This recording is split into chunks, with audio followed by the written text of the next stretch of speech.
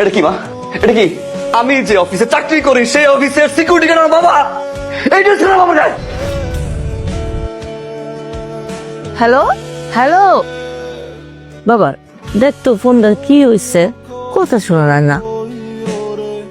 Speaker চলে গেছে মা।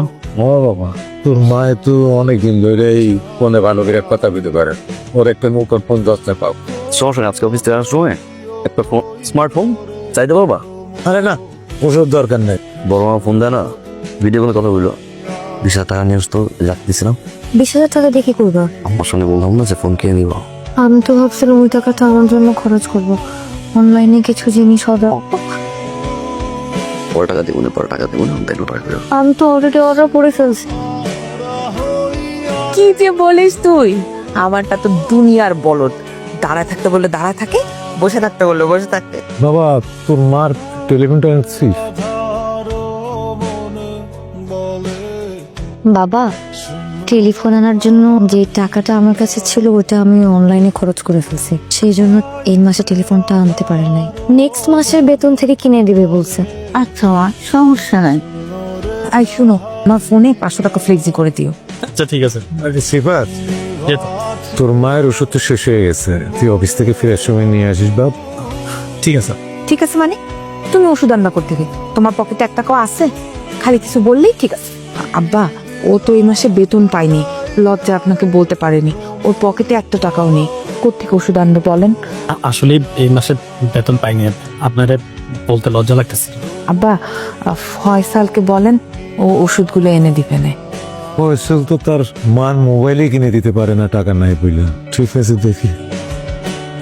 এই তুমি এরকম কথা কথা টাহা মিশা কথা কেমনে কো? মিথ্যা কথা না বললে সংসারে আয় উন্নতি হয়। যাও অফিস যাও।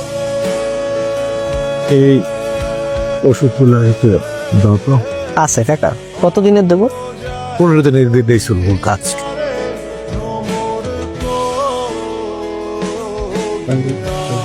টাকা 2230 টাকা দাম হয়েছে। 2230 টাকা কেস দিয়ে দেন। আমি ওই 2 দিন পরে এসে টাকাটা দিয়ে দেবো। টাকা আমাদের এখানে তো বাকি দেই না, ওই যে সামনে সাইনবোর্ড টানানো আছে। আরে সেটা জানি তো, দেখছি তো। আমি তো এই 4 নম্বর গলিতেই থাকি, আমি নিজে এসে দিয়ে যাবো, কোনো অসুবিধা নাই। আপনার আমি চিনি কাকা, কিন্তু মালিকের খুব প্রেশার, আমাদের বাকি দেওয়া নিষেধ। তুমি কে বাবা? আমি হচ্ছে OMG ব্যাংক লিমিটেড থেকে আসছি। ওই যে এই বাসার দিশা ম্যাডাম আছে না, উনি আমাদের ব্যাংকে 15,000 টাকা মাসিক টিপিএস করেছে, ওটার কিছু সই করার জন্য আর কি ওনার কাছে আসছি। আম্মা, আপনাদের সাথে ডাকি। ডিবিএস টাকা দেন, ডিবিএস 15,000 টাকা দেন। তোমার সাথে আমার একটু কথা ছিল আর কি। মানে বলতেছিলাম, এইভাবে ভাড়া বাসায় আর কতদিন? আমি ভাবছি আমরা একটা ফ্ল্যাট নিব। না মানে এখন না, আস্তে ধীরে টাকা পয়সা জমায় তারপর একটা ফ্ল্যাট নিব। কটা কি বলছেন? আমার খরচ, তোমার খরচ। আব্বা আম্মাও একটু কম না, মানে ফ্ল্যাটটা কিনলে তো আব্বা আম্মাও আমাদের সাথে থাকবে না। মানে বড় একটা বাসায় আমরা সবাই মিলে থাকলাম, ওটা তো আসলে সবার জন্যই ভালো হবে। সবাই মিলে যদি খরচটা একটু কমাই দেই। তাছাড়া বড় ভাইরা ডিপিএস খুলছে। ডিপিএস খুলছো তো 15,000 টাকা? হ্যাঁ। কই পয়সা তো টাকা? কেন এই মাসের সংসার খরচের টাকাটা দেইনি মনে নাই? বাবাকে না বললাম তুমি বেতন পাওনি, ওই টাকাটা দিছি। সাথে আমার শরীরটা খারাপ তো, কটা কাপড় ভিজেছে, একটু ধুয়ে দাও তো। ভাবি, আমার তো আসলে একটু হাতে ব্যথা, আমার মনে হয় না আমি ভালো করে ধুতে পারবো। আপনি একটু ধুয়ে দেন না। মিথ্যা কথা বলো কেন? এই তো তুমি মোবাইল টিপতেছিলা, মোবাইল টিপার সময় হাত ব্যথা করে না? না জিজ্ঞেস করবো। আরে কি হয়েছে, ঝগড়া কিসের? আরে থামো না তোমরা, কি হয়েছে? আব্বা, ও কথায় কথায় মিথ্যা কথা বলে। আমার শরীরটা ভালো না, একটা কাপড় ভিজাইছে, আমি কইলাম ওর একটু ধুয়ে দিতে, ও দেখেন উল্টা পাল্টা করতেছে, কয় ওর হাত ব্যথা। আব্বা দেখেন উনি আমার সাথে কিরকম গায়ে পড়ে ঝগড়া করতেছে। আমি আজকে বললাম যে আমার হাত ব্যথা, আমি কাপড়টা ধুইতে পারবো না, তারপর উনি আমাকে কি আজে বাজে গায়ে বলছে। আমার তোমরা থামো না। আরে বাবা, কি ওই যেভাবে ঝগড়া করতেছো না, থামো। সাকবার আরে বাজে আমার যথেষ্ট অপমান করে এখানে। কি আমার গেট করে রাখতেছি। সাথী, কি স্যার? শোনো, আমি আর এক মুহূর্ত এই বাড়িতে থাকবো না। এই মুহূর্তে তুমি আমাকে নিয়ে বের হয়ে যাবা। কোথায় যাবা আমি জানি না। কি বলতেছে এগুলা? এই বাসায় থাকবো না মানে কি হইছে? আমরা এই বাসায় থাকবো না, আমরা নতুন বাসায় চলে যাবো। তুমি নতুন বাসা দেখো।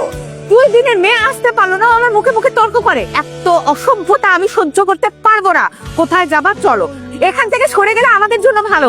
ওরা আমাদের বোঝা, এই বোঝাটা আমাদের কাছ থেকে নামলে আমরা বাঁচি। আব্বা, সংসারটা তো অনেক বড় হয়েছে, পরের মধ্যে মানুষজনও বাড়ছে। ঘরটা একদম ভিজি ভিজি থাকে। এরকম ভিজি ভিজি ঘরের মধ্যে এতগুলো মানুষ একসাথে গাদাগাদি করে থাকার কোনো মানে নেই। আমি তাই সিদ্ধান্ত নিয়েছি আমি আপনার বৌমারে নিয়ে আলাদা হয়ে যাবো। কি বলতেছো তুমি এগুলা? তো মানুষ ঘরে কোথায়? আমরা যা থাকার তাই তো আছি না। তুমি আমার যে টাকা দিতে বলছো মাসে, তা তো আমি দিচ্ছি না। তো তার বাহিরে আম্মার যা লাগে, কি আম্মা আব্বা আমি তো দিই না। তুই সকালে যাস, রাতে বাসায় ফিরোস। এই ঘরে কি হয় সেই ব্যাপারে তোর কোনো ধারণা নেই। তুই কি জানোস তোর বউ যে আমার বউয়ের সাথে খারাপ ব্যবহার করছে, রীতিমতো পেয়াদবি করছে।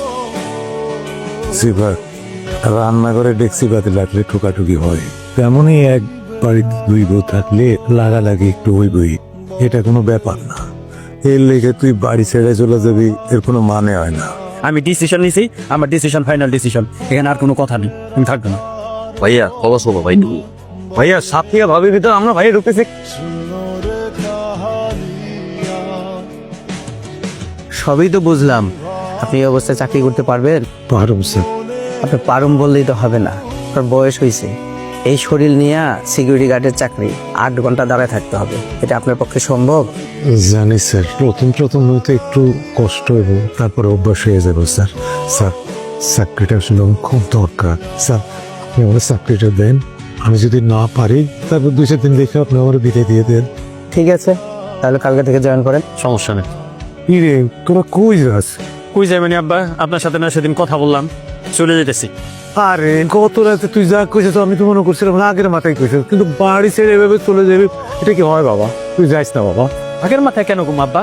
আপনি দেখেন না যে ওই বউ ওর সাথে কেমন ব্যবহার করে? এইভাবে কি এই বাসাতে থাকা যায় নাকি? হ্যাঁ বলেন। আমি এই বাসাতে থাকবো না আব্বা, আমি গেলাম। আর শুনেন, আপনার যদি কোনো কিছু দরকার হয় আপনি আমার ফোন দিয়েন, আমি দেখবো, সমস্যা নেই। বাবা, ফোন দিয়ে বাবা, এটা কি মা? এটা কি? আমি যে অফিসে চাকরি করি সেই অফিসের সিকিউরিটি গার্ড আমার বাবা। এইটা ছিল বাবা যায় সাথী। এই সাথী, এটা কি? 35,000 টাকা বেতন ভাই, নিজের জন্য 5টা পয়সা খরচ করি না। আমার বড় ভাই চলে যাওয়ার পর আমি বলছি বাসার খরচ লাগুক, মায়ের ওষুধ লাগুক, আব্বার চিকিৎসা লাগুক, তোমার খরচ লাগুক, সব খরচ আমি একদম জানবো বলছি। আমি আম্মা বলছিলাম, আমি বলছি আব্বা বলছিলাম না আমার বাবার গায়ে সিকিউরিটি ড্রেস। আমার বাবার গায়ে সিকিউরিটি ড্রেস কেন? আমার অফিসের গেটে আমার বাবা সিকিউরিটি গার্ডের ড্রেস পরে স্যালুট দেয়। কারণ তুই ঘরের সব খরচের টাকা আমি তুলে দিই। আমার বাবার বুক ফাটে, তারপর বুক ফাটে না, হয়তো মার টাকা লাগবে, তা না হলে বাবার টাকা লাগবে। তোর মতো মেয়ের কাছে বলতে পারে না, যার কারণে আমার বাবা চাচ্ছে।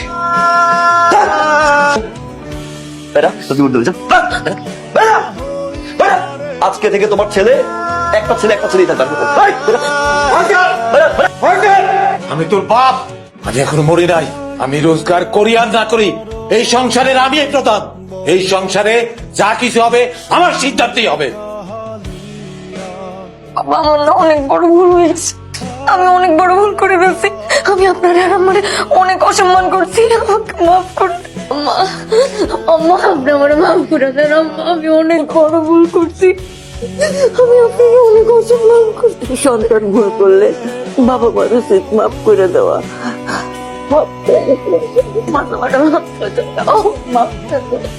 বাবাকে মাফ করে দাও, আমি বুঝি নাই। আমি আর কোনোদিন তোমার বাবা মার অসম্মান করবো না, আমার মাফ করে দাও।